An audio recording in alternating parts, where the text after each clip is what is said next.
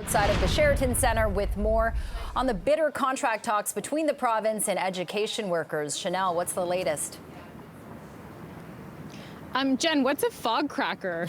We're all wondering. I don't know. It's a villain from a horror movie. Okay, you'll have to explain it to me later. Yes. For now, let's talk about what's happening here at the Sheraton Center. So we know talks have been happening here the last couple of days. They wrapped up last night at about 9 o'clock, and then they'll resume this morning. So negotiations continue right now between the province and the union here, CUPE.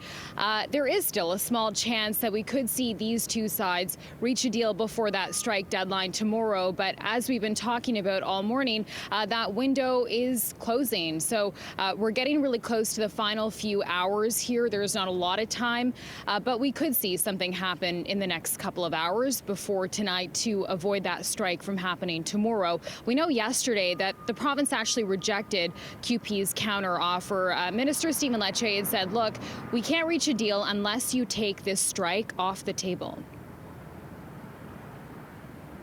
With his actions and his words, the Minister of Education has indicated throughout this process that he doesn't understand how negotiations work.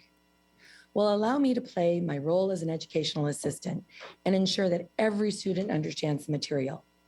The right to strike is a fundamental right. It was upheld by the Supreme Court. It's an indispensable part of collective bargaining, and there is no effective bargaining process without it.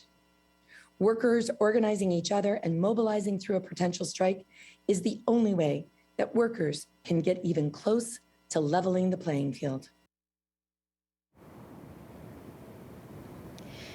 So since CUPE refused to rescind that strike notice, the province is pushing ahead with this controversial bill called Keeping Students in Class Act.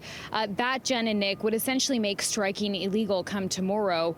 Workers who at the picket lines, they could face fines of up to $4,000 a day, although it's unlikely that that would actually be enforced.